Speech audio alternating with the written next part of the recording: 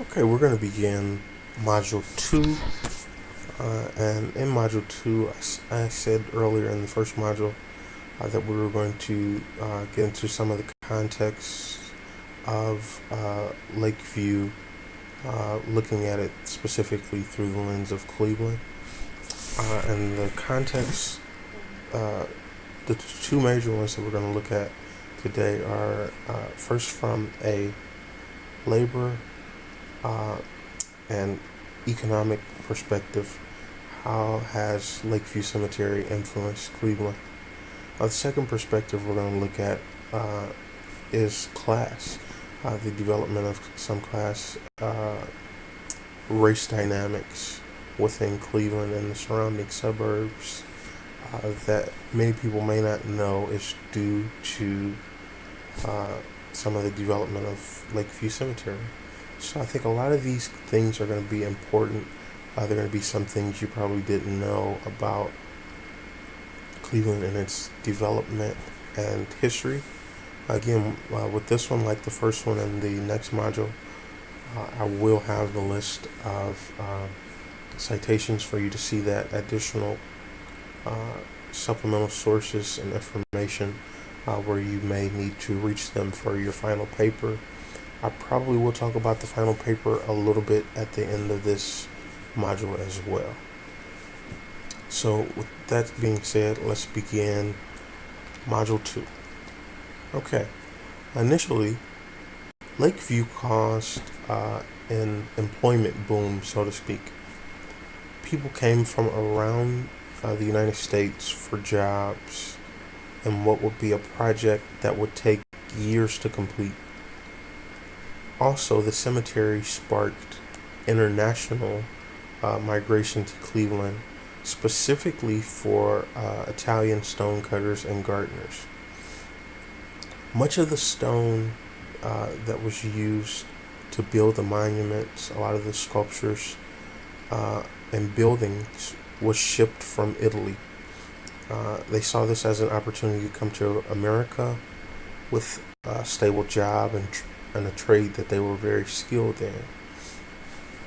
So you saw many skilled Italian stonecutters and gardeners coming over for the development of this massive garden cemetery, or again, or rural cemetery, as we talked about in the first module. Coincidentally, Lakeview contributed to the development of Little Italy. Many of the new Italian immigrants built their homes on the hill next to the cemetery. This made it easy for them to, because it was close to work, and the hill was said to remind them of home. So this began to be a developing theme of Lakeview Cemetery, assisting in developing major neighborhoods by its presence. Since many of the board members and elite in Cleveland were working on similar projects, three major neighborhoods developed out of Lakeview Cemetery: University Circle area, East Cleveland, and Cleveland Heights. All of these were major developments that can be attributed to Lakeview Cemetery's development. And similar to Little Italy, construction kept going down the hill. Museums were built, buildings were built, what is now Case Western Reserve, and many other things helped develop University Circle. And this is all because of the creation of this cemetery, and the things that the development brought was great. Many of the board members owned houses down East Cleveland's most elite Euclid Avenue, Millionaires Row. And that's something that, if you're not familiar with, it's probably good to seek out some information, especially, I would say, especially if you're from Cleveland, to kind of know the history. Millionaires Row was where the elite were. It's many of the mansions. Even at Cleveland State now, some of these mansions specifically were the mansions down Millionaires Row that some of the wealthy lived at during the time. So Cleveland really was, as I spoke of in the last lecture, the place to be. So lastly, in Cleveland Heights, a developer named Patrick Calhoun was inspired by the construction of the Garfield Monument and was basically motivated to build his what was called at the time the Euclid Heights allotment. And all of this again coming out of the development of Lakeview Cemetery. And so it can be highly attributed. I think it's some people may debate it, but I think many will attribute a lot of these developments to the creation of Lakeview Cemetery and just the people that it brought together. Now, lastly, as far as labor and economy, Lakeview had one more contribution. Lakeview was a foreshadowing of Cleveland's future economy based in labor. Now, this is going to be something that hopefully we'll talk more about in the discussion assignment and the written reflection questions as far as how this was a foreshadowing of Cleveland's economy, specifically over the next 60 years. One former board member and cemetery resident I spoke of earlier in the first module, Henry Chisholm, fueled Cleveland as a labor town.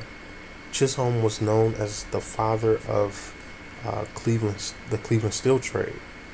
So for having one of the top iron and steel mills in the United States, Chisholm partnered with many others from the Lakeview board, and you have to think that board was really reaching, and that it had John D. Rockefeller, Worthy Streeter, some of the others that I named earlier, Jephthah Wade. And so Chisholm partnered with many others from the Lakeview board to help develop the steel and iron trade in Cleveland. And that was one of the thriving economies for at least the next 60 years. And this kind of showed just a bit of foreshadowing of, with all of these major parties coming together, what Cleveland's economy would be like for the next 60 years. Now, the next thing I want to talk about, we'll get into it on the second slide.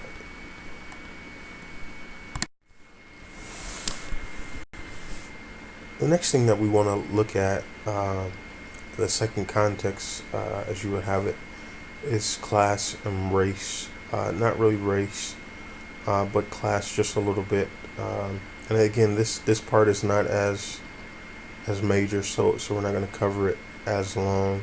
But it is important to note some of the things, specifically about class and Lakeview Cemetery's influence. Now, again, I said we're going to be going into the context of class within Lakeview Cemetery, how it affected surrounding areas as far as the wealthy, the poor, things like that. So when people think of Lakeview Cemetery at this time, they think of it as being a segregated institution. And that's because of the wealth of individuals that were behind creating this project at the time. Now, even though this was the perception of the time, it was not the case.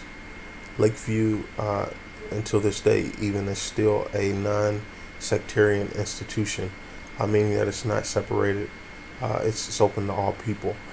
This institution, even a part of the rural cemetery movement, especially, which we'll talk about in Module 3 a little bit more, the whole rural cemetery movement is that they moved away from the idea of traditional cemeteries, and they moved away from the traditional idea within cemeteries that they had to be connected to some type of church or religious affiliation. So these institutions weren't segregated or separated in any way. It was just kind of the view that it was because of the people that could afford it at the time, and the people that also created the institution. It was one of the major projects of the time.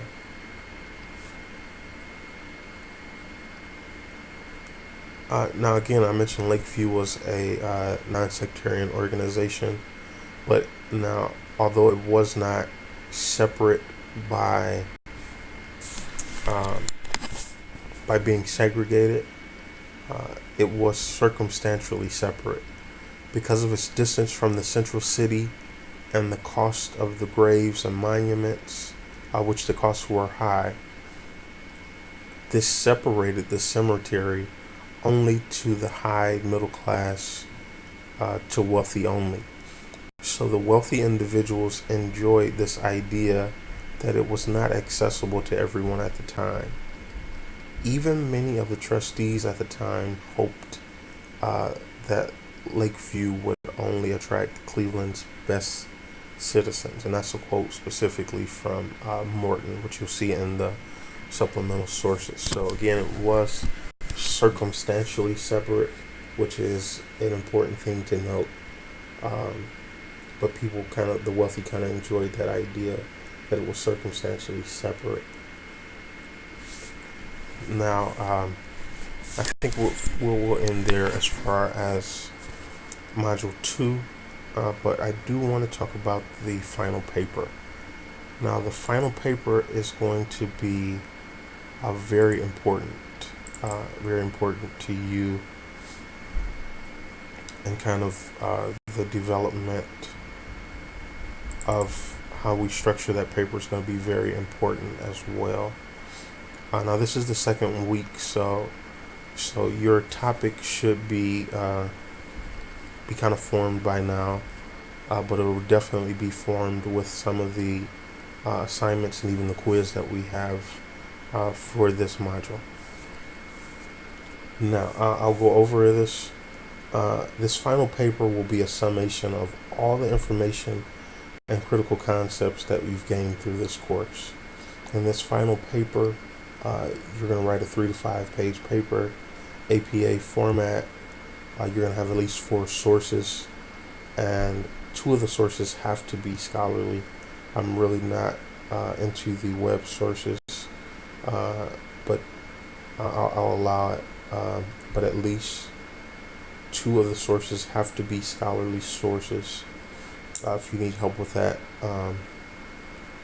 you can message me directly, get in touch with me, or even ask some of the classmates within the student lounge section of the discussion board. But the paper, in the paper, you're going to further examine Cleveland's history during 1860 to 1920, specifically during that time period, and you're going to examine it from one of the 4 contexts that we talk about.